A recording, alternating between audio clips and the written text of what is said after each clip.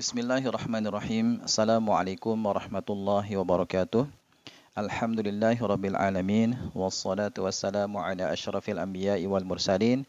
Wa ala alihi wa ashabihi ajma'in. Amma ba'du. Ikhwani wa akhwati fillah. Rahimani wa rahimakumullah. InsyaAllah ta'ala pada kesempatan kali ini kita akan lanjutkan kembali ya membahas buku 5 menit belajar bahasa Arab.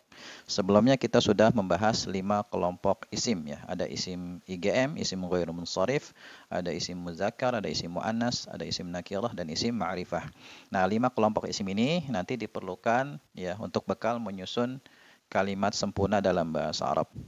Dan sebelum kita belajar menyusun kalimat, di sini ada pembahasan tentang kaidah penulisan fathatain.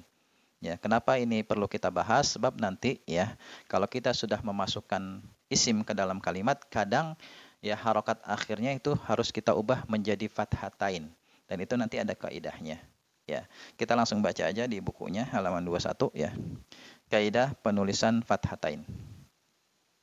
Isim yang berharokat akhir fathatain harus diberi alif tambahan di akhirnya. Ini kaidah umumnya. Jadi kalau ada isim ya harokat akhirnya itu dibaca fathatain, maka kaidah umumnya harus diberi alif tambahan.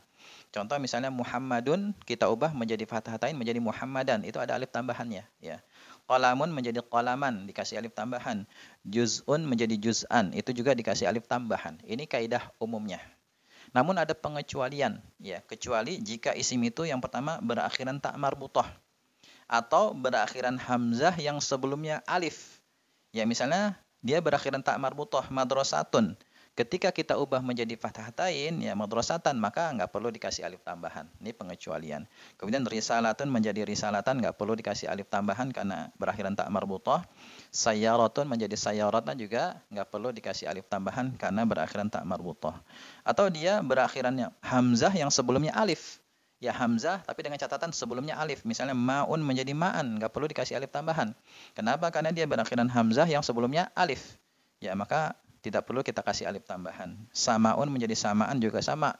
Ya, nggak perlu dikasih alif tambahan. Kenapa? Karena dia berakhiran hamzah yang sebelumnya alif. Kemudian nisaun menjadi nisaan juga nggak perlu dikasih alif tambahan. Karena dia berakhiran hamzah yang sebelumnya alif.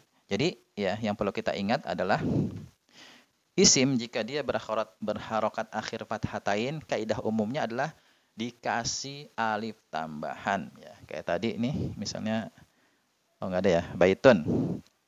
Ya misalnya baitun, baitun rumah. Ya. Nanti kita misalnya kalau mau mengubahnya menjadi fathatain menjadi baitan, nanti nggak boleh kayak gini. Ya. Tapi harus dikasih alif tambahan. Ya. Alif dengan tak bisa disambung bisa. Ya maka disambung. Baitan gitu kaidahnya. Ini kaidah umumnya begitu. Ya. Kalau dia berharokat akhir fathatain, kaidahnya harus diberi alif tambahan kecuali jika berakhiran tak marbutah ya atau berakhiran hamzah yang sebelumnya alif. Ya, maka diberi alif tambahan. Enggak perlu dikasih alif tambahan. Seperti apa? Misalnya ya ini, tobibatun. Kalau kita ubah menjadi tobibatan, udah gini aja, kasih fathatain. Enggak perlu dikasih alif tambahan. Atau seperti tadi di buku misalnya juz'un ya, juz bagian. Juz artinya bagian. Juz'un, juz'an.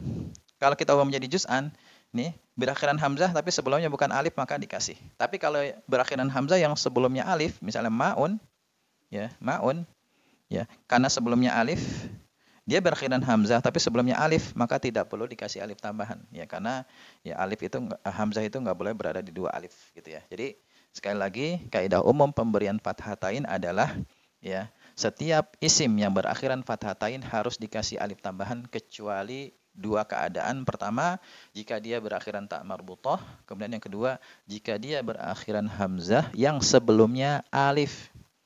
Ya. Kalau berakhiran hamzah yang sebelumnya bukan alif seperti juz'un, maka kembali ke kaidah umum. Harus dikasih alif tambahan, gitu ya.